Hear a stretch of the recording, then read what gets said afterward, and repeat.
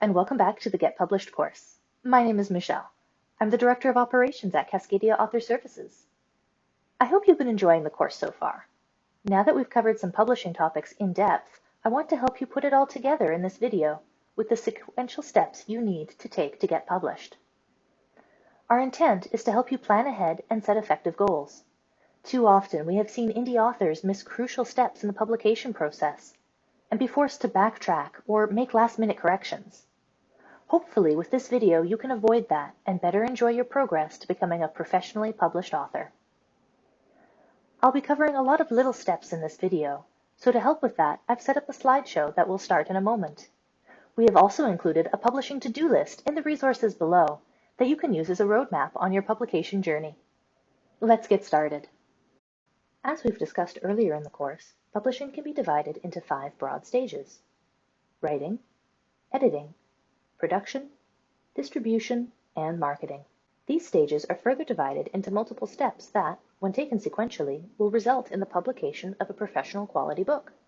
Let's dive into each one. The first step when considering publishing a book, any book, is to generate and settle on your core ideas. As we discussed in Chapter 4, mind mapping can be a useful tool for this process. Even if you already have a concept for your book, make sure you have fully developed your book's why and decided on what audience you are targeting, including any considerations for the 3 different types of audiences that were discussed in Chapter 2. Your book's why and your target audience will help you to determine what formats would be best for your book to be published in. For example, are you targeting busy professionals who only have short reading opportunities and might thus be more amenable to ebook and audiobooks?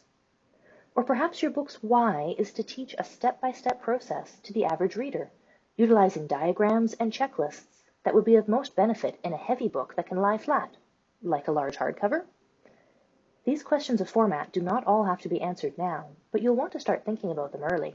Although the brainstorming process is often undergone on one's own, if you're having trouble putting your ideas onto paper, or simply don't have the time to do it all yourself, there are writing coaches and ghostwriters out there who can assist you with this process.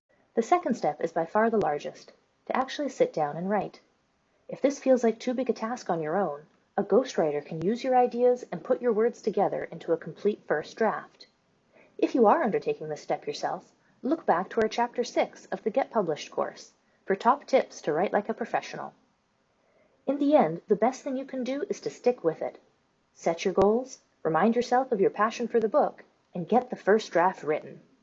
Once the first draft is complete, you're ready for the self-revisions process. But first, take a break and congratulate yourself on what you've accomplished up to this point. You've written a book. You've completed the single hardest step in publishing. Now it's time to sit back and let the writing sit for a spell. Come back to it with fresh eyes, hopefully rejuvenated after the long haul that is writing a first draft. Everyone's revisions process is unique, and your subsequent drafts may look a little or a lot different than the first one. Some authors like to use beta readers, which could be friends, colleagues, or other people you trust to give you honest feedback on your early writing. If you're working with a ghostwriter, they'll actually go through the revisions process with you, making your preferred tweaks and amendments to the first draft to ensure that this book is fully coming from you. Once you have exhausted your own personal revisions, it's time to bring in the professionals. Step 4 is the first part of the editing process, where your editor will focus on the structural aspects of your manuscript. We discussed editing in more detail in Chapter 7 of this course. For now, know that you, as the author, should be prepared to discuss your intentions for your book with your editor and the goals that you wish to achieve with it. After they have provided you with their feedback and edits, allocate enough time to yourself to accept or reject their inline suggested changes and apply your own revisions and/or rewrites. After structural revisions have been made, the focus can shift to the stylistic aspects of writing in a line edit. This time, as an author, you should be prepared to review your editor's comments in addition to accepting or rejecting their suggested changes. The line edit is also the last opportunity for you to make any revisions to the book. Step 6, the copy edit, is the final check to ensure your book doesn't have any lingering spelling, grammar, or continuity errors. After this, the text of your book will be locked in. Therefore, it is very important that you provide your copy editor with all the content that will be in the book. This includes those extra pages that appear in the front such as testimonials, dedication, and acknowledgments, as well as the extra pages that often appear in the back, such as appendices, references, and about the author information. These are commonly referred to as front matter and back matter in the publishing industry. Once your copy editor has all your book's content, they will confirm with you your language preferences and style, creating what is often called a style guide or style sheet to ensure there is consistency throughout your book. Be prepared to provide your feedback on these matters, and after the copy edit, review their corrections before accepting them into your book. At this point, the content of your book has been created.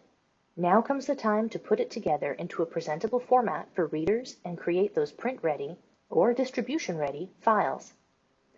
To engage the widest range of readers, many authors opt to release their book in multiple formats, either all at once or one at a time. We'll review the most common formats today, starting with a discussion of a book cover. Cover creation, step 7, is arguably the most important part of book production. No matter what format you choose to publish in, your book will have at least a front cover. And it may be trite, it may be cliché, but it's true. We do judge a book by its cover. Just like with all the stages of production, you'll want to work with a professional book cover designer to create a wow-worthy book. As an author, you should be prepared to provide your feedback and ideas on front cover design. As we discussed in Chapter 8 on designing a best-selling book, look to your local or online bookstore to see what kinds of recently published covers are effective in your genre. This will help give you a starting point for your ideas. If you are going to be publishing in one of the physical formats, such as paperback or hardcover, you will need to write your back cover blurb and provide that, along with any other text you may want to see on your cover, to your designer. Don't worry, if you're stuck, there are editors who can help with back cover text too. In the end, you will need a separate cover file for each physical format of your book, so let your cover designer know what formats you need and how they are being printed. The next step of production is also for a physical printed book. It's called typesetting, which is the final layout of your book's interior pages. Your typesetter will need all the content that your copy editor reviewed. They will also need to create your copyright page. It is at this point that you will need to have acquired an ISBN. We discussed ISBNs in Chapter 9 of this course when we talked about book distribution. If you would like to make it easier for your book to get into libraries and are willing to pay to have your book cataloged, you can provide this cataloging information to be included in the copyright page too. This is an optional step, as cataloging information is not required to have your book available in libraries, and it can be difficult to come by for indie authors in some countries. Again, as we discussed in Chapter 8, review a variety of recently published books in your genre to determine what layout styles, such as headers, spacing, and page numbering, you prefer. You'll also need to decide on your book's size. What common size do you prefer, and what would work best for your target audience? If you are publishing a paperback and hardcover at the same size, you can usually use the same typeset interior. But if you are publishing them as different sizes, you will need a separate typeset for each one. Another common book format, and thus common production step, is ebooks. These are digital copies of a book that are meant to reflow to fit the screen they are being read on, often on small devices such as a phone or tablet. The reader is able to choose their own viewing settings, such as font, spacing, and margins, so you as the author do not have control over these aesthetic options. Ebooks are very effective for text-heavy books and appeal to a wide range of readers. However, they do have some limitations in their layout and final file size, so image-heavy ebooks can sometimes be a challenge. As with the typeset, ebook creation is when you will need to provide the book's ISBNs for the copyright page. Remember, as we covered in Chapter 9, that you will need a separate ISBN for each format of your book. You will also have to provide your ebook designer with the book's front cover to create the final ebook file. The last common book format, which is only rising in popularity in recent years, is audiobooks. Just like all book formats, an audiobook will require its own ISBN and cover. The standard audiobook cover is in a square format, so your front cover design will likely have to be adjusted to match. Audiobooks are also unique in that instead of working with editors or designers, the professionals you work with will be narrators, also sometimes called voice talents. You as the author will be in charge of determining your narration preferences, which will likely reflect on the voice talent that you choose to narrate your book. In the end, you'll have multiple audio files, usually one for each chapter, to be used in the distribution and selling of your audiobook. Once you have your book files for each format produced, you are ready for the next step in the publication process, creating your marketing plan. Having a plan in place will allow you to know what marketing tasks you need to undertake when. It also helps to keep your marketing brand consistent across your marketing efforts. We provide more information on book marketing brands in Chapter 10 of the course. Your marketing plan should include tasks for before, during, and after your book's launch. If you've never marketed a book before, it's highly recommended that you work with a professional marketer to create your marketing plan and show you the ropes. Depending on how much time you personally have to dedicate to marketing, that professional can also help take the load off by undertaking many of your marketing tasks for you. Remember, marketing is investing in your book's success. And just like investing, it's never too late to start, but the earlier you can do so, the better. With your marketing plan in place, you are ready to start Step 12, Print and Distribution.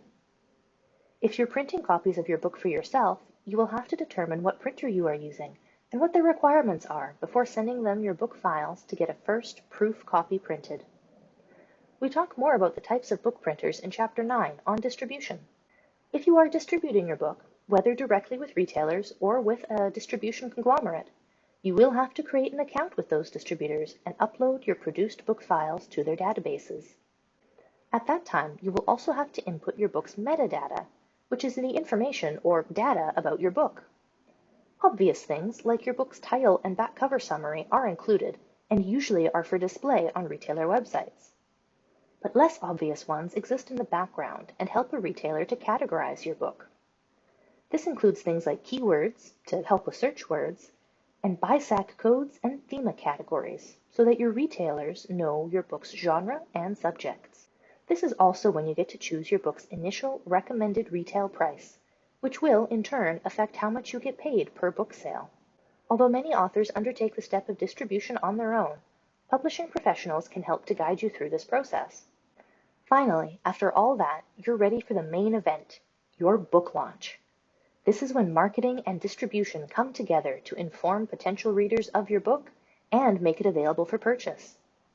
You'll want to double-check to ensure your distribution dates line up on all platforms and that you're implementing your marketing tasks to plan.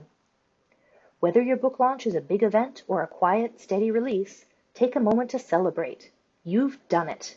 You've become a professionally published author. I'd like to say that your work here is done, but it isn't, at least not completely. Book publication is a long-term task, and there will always be some upkeep to manage. Your marketing efforts can slow down after launch, but consistent marketing is key to consistent sales. Speaking of, you'll want to keep an eye on those sales and any patterns that emerge from them to see if there is anything that can be adjusted to improve your book's availability or appeal. Over time, you will also likely have to increase your book's recommended retail price to keep up with the market and account for fluctuations in printing costs.